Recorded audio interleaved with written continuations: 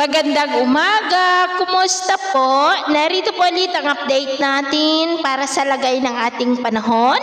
Ngayong umaga po ng March 2, 2026. Sa ngayon po ay nananatili na walang anumang sama ng panahon sa loob at labas ng ating area of responsibility. Easterlies pa rin o yung mainit na hangin na mula po sa Pacific Ocean ang umiihip ngayon sa silangan po ng ating bansa. At sa atin naman po ang wind map forecast, posible na muling maramdaman ang bugso ng hanging amihan sa Miyerkules na magdudulot muli ng preskong panahon lalo na dito sa Northern Luzon at may namamataan pa rin na posibleng sama ng panahon na maaari na mabuo sa silangan ng ating bansa ngayong weekend at ang development po niya na ating babantayan kung matutuloy po o hindi at ito naman ay pinapakita ng forecast model na atin pong ginagamit hanggang po sa susunod na 2 linggo.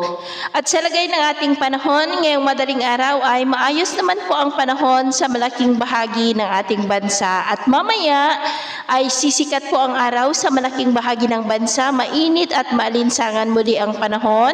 Pero may tsansa pa rin ng maulap na kalangitan na minsan ay may mga pulo-pulo na mga pag-uulan sa ilang bahagi ng Polillo Island, Negros Oriental, Eastern Samar, ilang bahagi ng Cebu, Dinagat Island at Sarangani. At mamayang hapon, maayos na panahon pa rin ang asahan sa malaking bahagi ng bansa pero may tsansa pa rin ng maulap na kalangitan na minsan ay may mga pulo-pulo na mga pag-uulan sa ilang bahagi ng Negros, Cebu, Bohol, Leyte, Samar, Basilan, Zamboanga Peninsula, Northern Mindanao, Caraga at Sorsogon.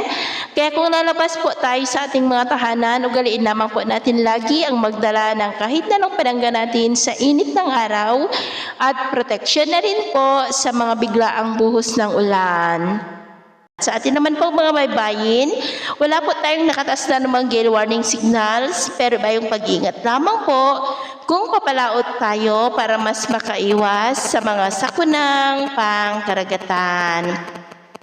So ito po ng latest update natin sa araw na ito. At ako po muli si James na nagsasabing sa kahit na pagsubok po na darating sa ating buhay, huwag po tayong mawawalan ng pag-asa. Thank you and God bless!